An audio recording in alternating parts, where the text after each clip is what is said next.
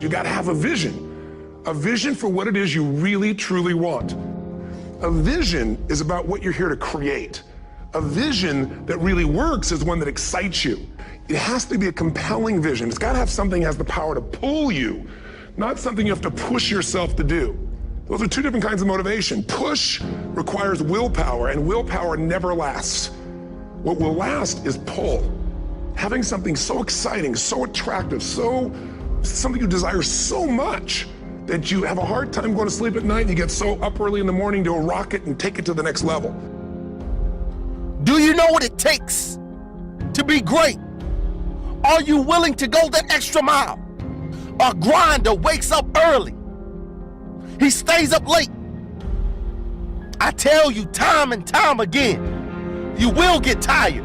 But if you have a why, we'll give you that extra strength, that extra foot you need, that extra hour you need, the courage, the mentality. Why are you different from everyone else who's trying to do the same thing you're doing? What makes you stand out? Why are you so important? Somebody's waiting for you to mess up. Somebody's waiting for you to give up. Someone is waiting for you to fall.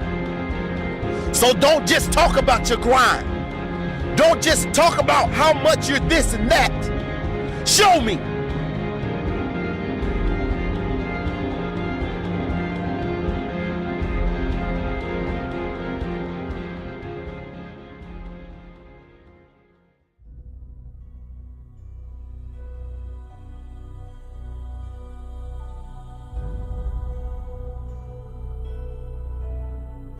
Now, what do you do during the hard times, Les?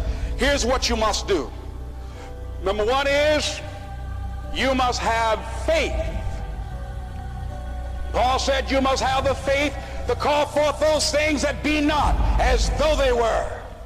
Judge not according to appearances. Don't judge your circumstances and the possibilities for your future based upon what you have now and because of what's going on now. No.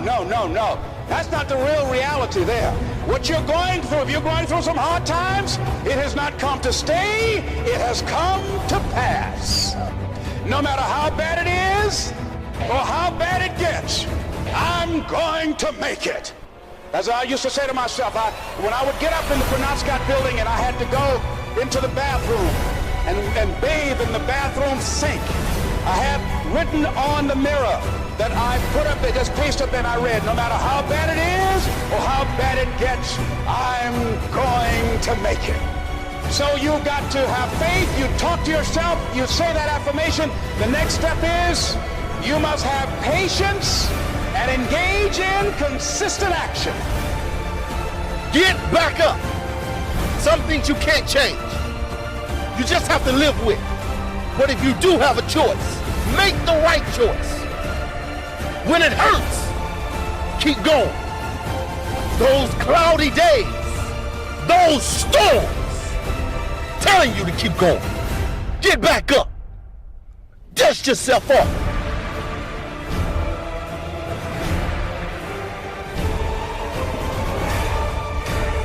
When you wake up every morning, what drives you? I was in my comfort zone. I was doing just enough to get by. I was working on a job. They paid me just enough to keep me from quitting, and I worked just hard enough to keep from getting fired. How many know people like that? Blink your eyes if you understand what I'm talking about. I was parked. I knew I could do more. But when my mama died, it took something out of me.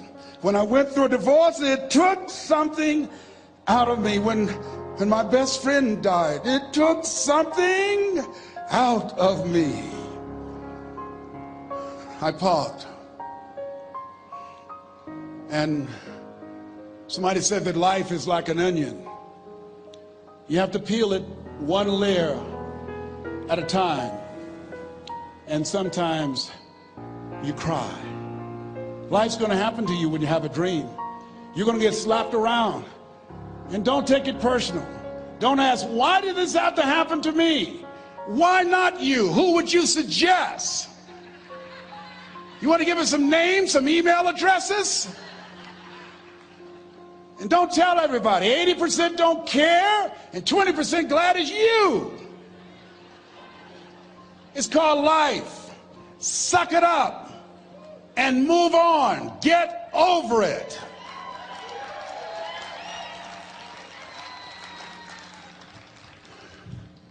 It happens to everybody. Here's the other thing: as you look at your goals and look at your dreams, when you're going through some stuff, repeat after me, please. When things go wrong, don't go with them. Yes, write that down. When things go wrong, don't go with them. When you're working on a business deal, you're counting on some money. Someone said you will get the loan, and it falls through.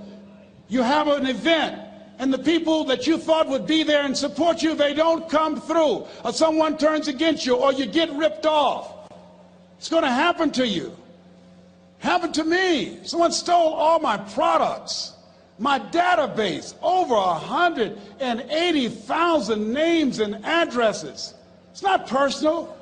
It's going to happen to everybody. It does. 8 out of 10 millionaires have been financially bankrupt. Walt Disney had he filed bankruptcy 7 times and had 2 nervous breakdowns.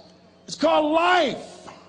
But I got a saying: when life knocks you down, try and land on your back, because if you can look up, you can get up. You've got the power in you to do that.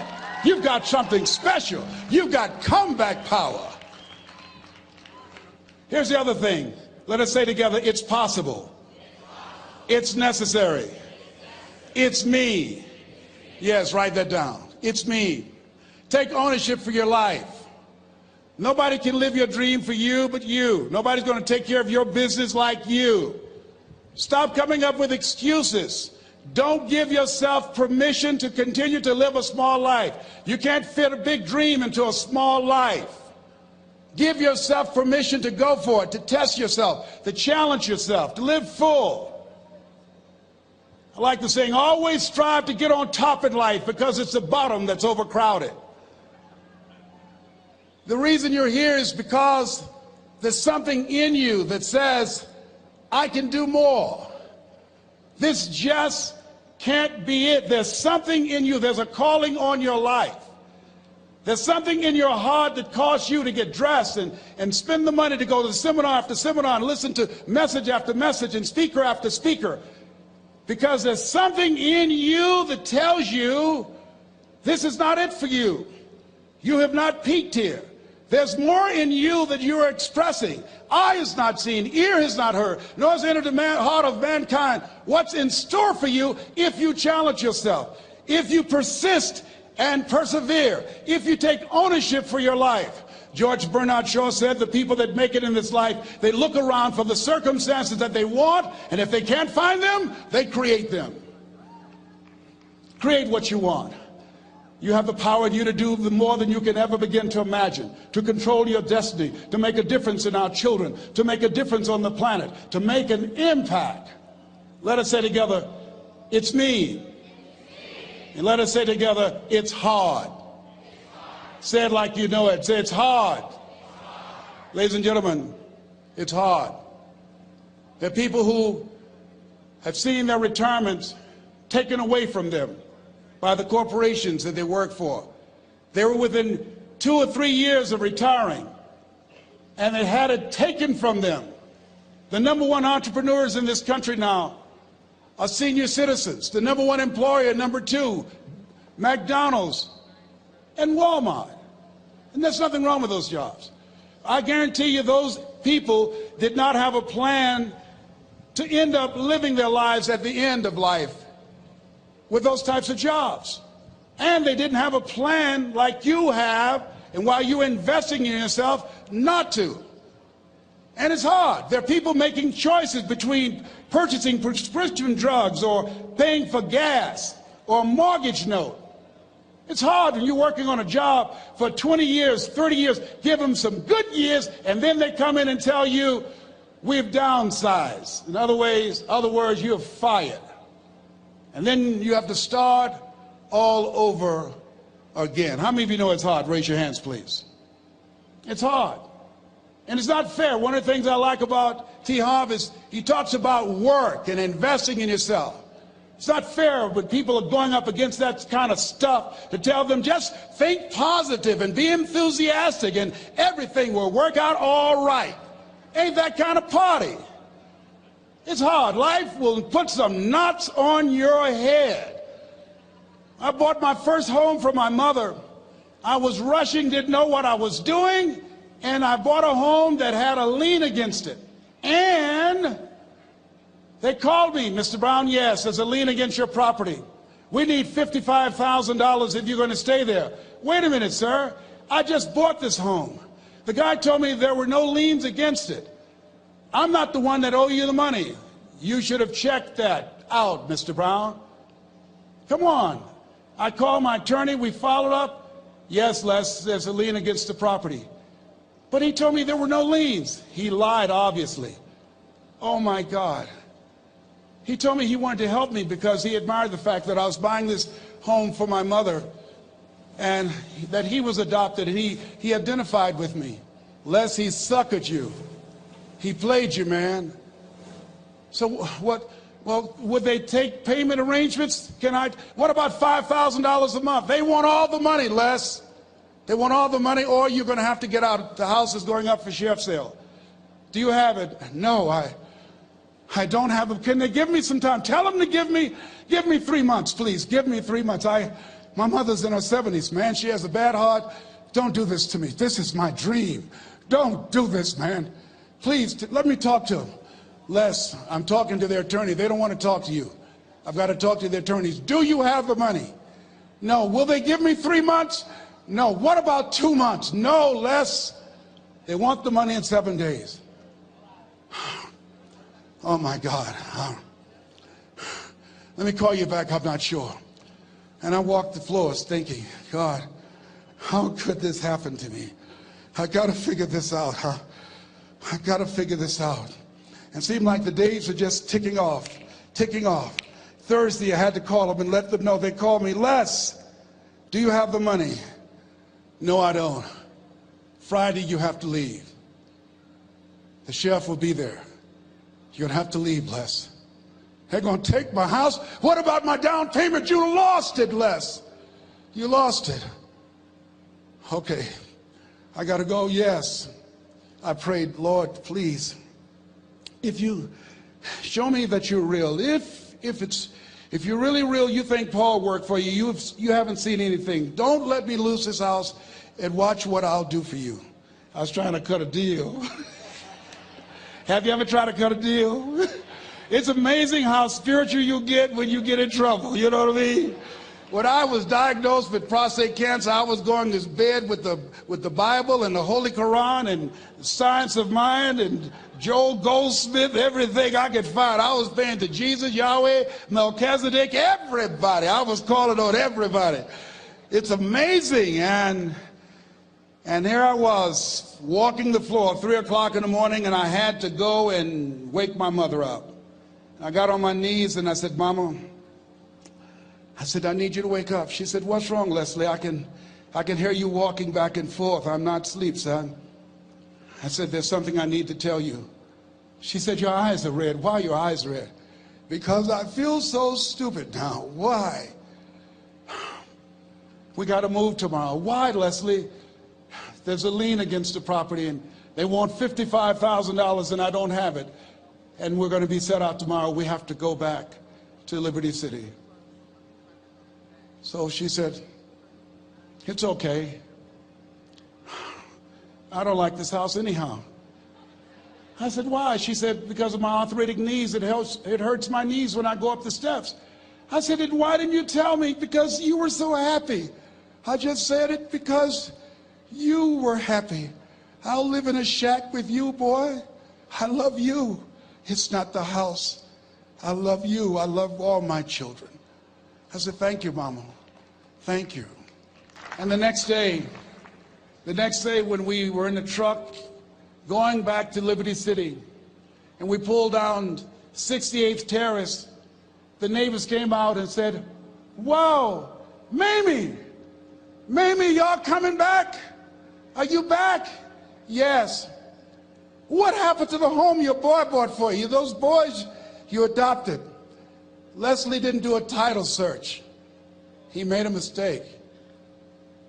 And boy, I was so humiliated. How many ever made a mistake that you were just humiliated? Raise your hands.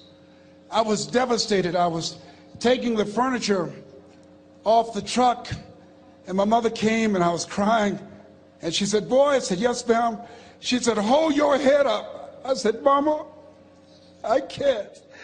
She said, hold your head up. I said, why? Look what I've done. She said, it's okay.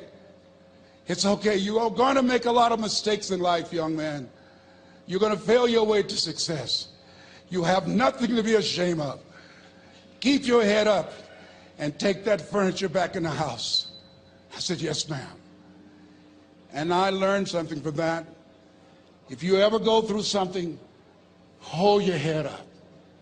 If you ever make a mistake, hold your head up.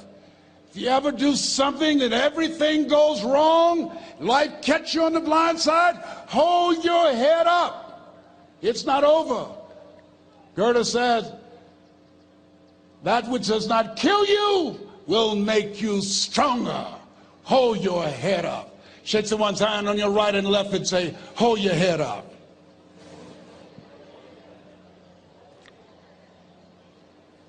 Here's something else, ladies and gentlemen. Repeat after me, please. You got to be hungry. Everybody together, you got to be hungry. I'll never forget Mr. Washington said, Mr. Brown, yes, sir. What do you want to do with your life, young man? I said, sir, I want to be a disc jockey. He said, Mr. Brown? I said, yes, sir. He said, you got to be hungry. I said, what do you mean by that? He said, people that are hungry are willing to do the things today others won't do in order to have the things tomorrow others won't have.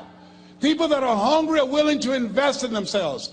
People that are hungry will go to seminars and workshops. People that are hungry are always searching, always seeking higher ground. So how do you want to make it? I said, I want to be a disc jockey. He says, good. Here's what to do. He said, I want you to read 10 to 15 pages of something positive every day. He said, you don't get in life what you want, you get in life what you are. You must program yourself to success. He said, I want you to listen to Earl Nightingale and Zig Ziglar. Listen, faith comes by hearing and hearing and hearing. He said, I want you to change your relationships. And I don't want you to ever lose your hunger. I said, what do you mean by that? He said, people that are hungry are unstoppable. People that are hungry are no matter what people. They make it happen no matter what. He said, I want you to listen to Paul Harvey. Who is he? He's the world's greatest communicator. Success leaves clues, young man. Always listen and follow people who are doing what it is you want to do at the level you want to do it, and learn from them. I told T. Hobb when we were standing by the stage, I said, hey man, I want to work more with you. I want you to coach me. I want to learn from you. See, I found you're never too old to learn and you're never too young to teach. Always have a thirst for learning. So I listened to Paul Harvey every day on the radio. While in school, I would go out and listen in his car. He gave me his keys. I was working to develop myself. And I continued to listen to motivational messages, and he would take me to see the late Dr. Norman Vincent Peale, who wrote the book, The Power of Positive Thinking. I toured with him before he passed. You have something special. You have greatness within you. Don't allow your circumstances to determine who you are. Don't allow your negative thoughts to hold you back. You have something special. You can do more than you can ever begin to imagine. Dr. Peale was an incredible man. I admired him. When he spoke, he gave me goosebumps. I can feel him in my heart. And I never forget, we were coming back to the school, and Mr. Washington said, Mr. Brown, yes, sir. When Dr. Peale spoke, you didn't move. When he spoke, you were hanging on every word. When he spoke, we didn't have to tell you to sit down and be quiet. Why? I said, sir, I could feel him when he talked. I felt like he was talking to me, sir. He said, he was. I said, but he doesn't know me, but he was speaking to you. Did you feel him in your heart? I said, yes, sir. He said, most people feel him in their head. If you felt him in your heart, he said, listen to him, son. Follow him, learn from him. And I would go to seminars and workshops. Anywhere I would find where Dr. Peel was, I would be in the audience. I would drive 200 and 300 miles just to hear him speak. And my dream and vision was to share the stage with him. I thought about it. What is your goal? What is your vision? I want you to hold it in mind. There's some power in that. Because when I became involved in speaking, I never forget, I got a call from Og Mandino, who wrote the book, The Greatest Salesman in the World. He said, Les, I'm stuck in Philadelphia. I need to be in Kankakee. Dr. Norman Vincent Peale is appearing. I can't make it. I heard you're in Chicago. I said, yes, I am. Can you go and open for me? I said, yes, man. Oh, my God. Dr. Peale, I said, yes, I'd love to do it. And I went there and I came. I said, hi, I'm Les Brown. He said, you're not the band of renown? I said, no, I'm Mrs. Mamie Brown's baby boy. I'm here to speak. He said, come backstage. And his wife, Martha, was there. And she said, Papa, Les Brown is here, the speaker. And he said, Les Brown? Les Brown, shoot for the moon? Because even if you miss your land among the stars? I said, sir, that's my quote. I wrote you when I was in the 11th grade. I was a part of a special education class project. That's my quote. He said, I know. I end all my speeches with that quote. And Dr. Peale had a great sense of humor. A young man was backstage, and I had so many questions to ask him, and my mind froze up, and the young guy said, Dr. Peale, how old are you? And he was up in age. He said, Sonny, I'm 92. The young man looked at him and said, I don't know if I want to live to get 92. He said, that's because you've never been 91. So I did the things that Mr. Washington suggested. I listened to motivational tapes on a regular basis. I would go to seminars and workshops whenever Zig Ziglar and Dr. Dennis Wagley and Jim Rohn would come to town. And I said, sir, what do you want me to do now? He said, Mr. Brown, I've given you everything that I can give you. He said, develop your mind, put your money where your mouth is, continue to learn how to be an effective communicator, because once you open your mouth, you tell the world who you are. And always surround yourself with OQP, only quality people. So I went to apply for a job on Miami Beach, WMBM radio station. Milton Butterball Smith was the program director. Hello, Mr. Butterball. How are you, sir? My name is Les Brown, sir. I'd like to be a disc jockey. He said, young man, you have any journalism in your background? I said, oh, no, sir, I don't. You have any experience in broadcasting? I said, no, sir, but I practice all the time, sir. Let me audition for you, sir. Let me show you how good I am. All I need is a shot, sir. He says, no, we don't have any job for you. How many have ever been rejected? Raise your hands, please. I was devastated. I went back and I told Mr. Washington, I said, Mr. Washington, they said no. He said, don't take it personally. Most people are so negative, they have to say no 7 times before they say yes. He said, you got to be hungry. Know your vitamin. Go back again. I said, yes, sir. Hello, Mr. Butterball. How are you, sir? My name is Les Brown, sir. I like to be a disc jockey. Young man, weren't you here yesterday? Yes, sir, I was. Didn't I tell you no yesterday? Yes, sir, you did. Then why are you back today? Well, sir, I didn't know whether or not somebody was laid off or somebody was fired, sir. Nobody was laid off or fired. Now, get on out of here. I came back the next day. Hello, Mr. Butterball. How are you, sir? My name is Les Brown, sir. I like to be a disc jockey. I know what your name is. Weren't you here the last 2 days? Yes, sir, I was. Didn't I tell you no the last 2 days? Yes, sir, you did. Why are you back? Oh, sir, I didn't know whether or not someone got sick or someone died, sir. No one got sick or died. No one was laid off or fired. Now, don't you come back here again. I came back the next day talking loud, looking happy like I was seeing him for the first time. I said, hello, Mr. Butterball, how are you? He looked at me with rage. He says, go get me some coffee. I said, yes, sir. My favorite book says, the greatest among you will be your servant. How many of you are serious about your goals and dreams? Raise your hands. Very good. Write this down. Provide more service than you get paid for. Provide more service than you get paid for. I go to a lot of seminars and workshops. And one of the things I know about T. Harv Eckert, when I was sitting in the class of Robert Ruppel and all of the other presenters, they hold themselves to high standards, and they provide more information than anybody else in the industry, bar none. They hold nothing back because their commitment is for your success. And when you hold yourself to high standards, write this down, impact drives income. That's why you're here. Because the training, the seminars, been making a difference in your life. If they did not have impact, 200 or 300 people would be here, if that amount. Impact drives income. So I became the errand boy for the disc jockeys.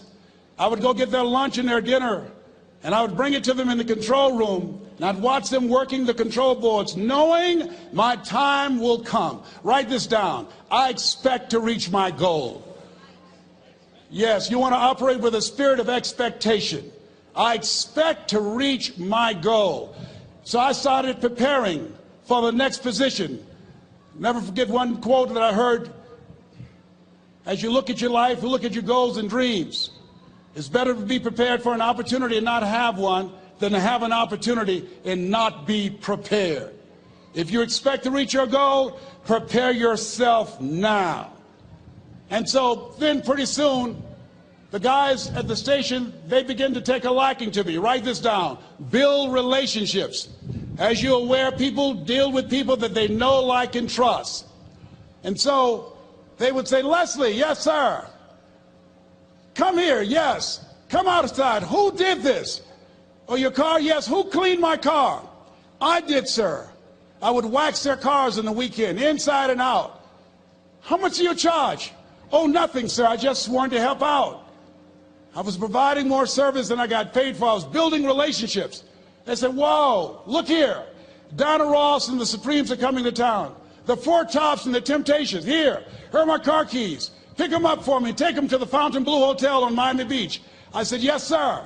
I would drive them all over Miami Beach in their big, long Cadillacs. I didn't have any driver's license, but I was driving like I had some. Then one day, it was a Saturday afternoon. A disc jockey by the name of Rockin' Roger was drinking while he was on the air. It was a Saturday afternoon, and I was the only one there. Rockin' Roger got so drunk, he could not complete the show. He started slurring his words. He's about to fall off the chair. And there I was, looking at him through the control room window, walking back and forth, young, ready, and hungry. I was saying, drink, Rock, drink. Drink, Rock. I'd have gone and get him some more if he'd asked me to. Then pretty soon the phone rang. It was the general manager, and I answered the phone. I said, hello? He said, young boy, this is Mr. Klein. I said, I know. He said, Rock can't finish his program. I said, I know. He said, would you call one of the other DJs in? I said, yes, sir. I said to myself, he must think I'm crazy. I called my mom and my girlfriend, Cassandra. I said, y'all come out on the front porch and turn up the radio. I'm about to come on the air.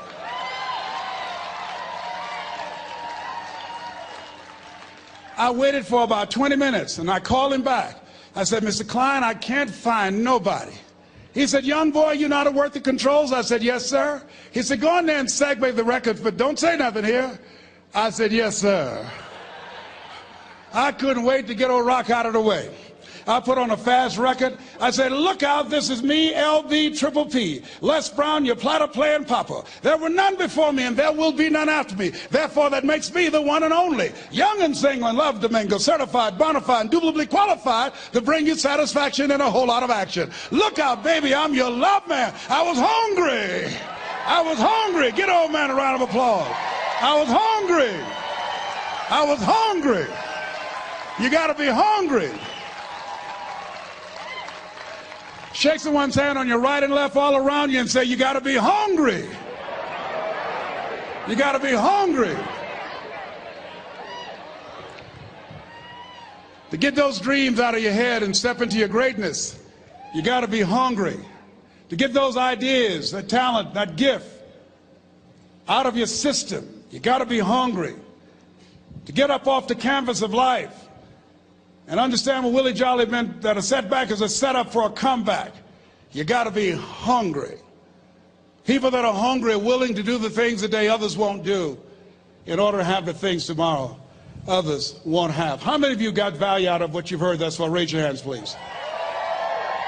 Very good. I'd like to leave this with you. I don't know what your goals are. I don't know what you want to do. Here's what I know about you. You have greatness within you. Here's what I know about you. I can help you to live full and to die empty. I can show you what I've learned. If anybody told me that I would be doing what I'm doing now, I leave here today, I go to New Orleans and speak there, then I'll be flown to Barcelona. If anybody told me, given my circumstances, born in an abandoned building on a poor section of Miami, Florida, called Liberty City, if both my birth parents stood up and said, "Hello, son," I would not know either one. Being labeled educable mentally retarded, put back from the 5th grade to the 4th grade, failed again when I was in the 8th grade, no college training. Anybody told me the principles that I would teach you, that they would have the impact that it has had on my life. This Les Brown that you see, I did not know he existed. And I tell you that you have greatness within you. You have the ability to do more than you can ever begin to imagine. Come into the room with me, and I guarantee you your life will never be the same again. I like to leave this with you. I don't know what your goals are.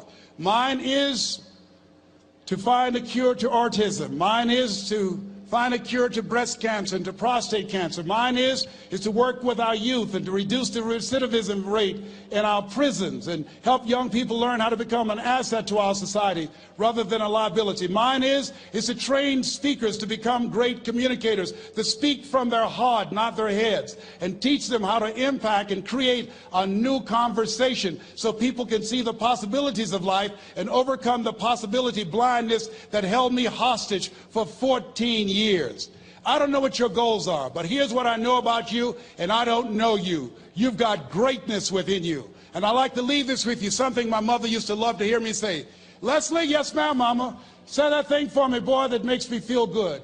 I dedicate this to you, to the greatness in you, and to the dream that you showed up on the planet to produce. And it's simply this: if you want a thing bad enough to go out and fight for it, to work day and night for it, to give up your time, your peace, and your sleep for it, if all that you dream and scheme is about it, and life seems useless and worthless without it, and if you gladly sweat for it and fret for it and plan for it, and lose all your terror of the opposition for it, and if you simply go after that thing that you want with all of your capacity, strength and sagacity, faith, hope, and confidence, and stern pertinacity,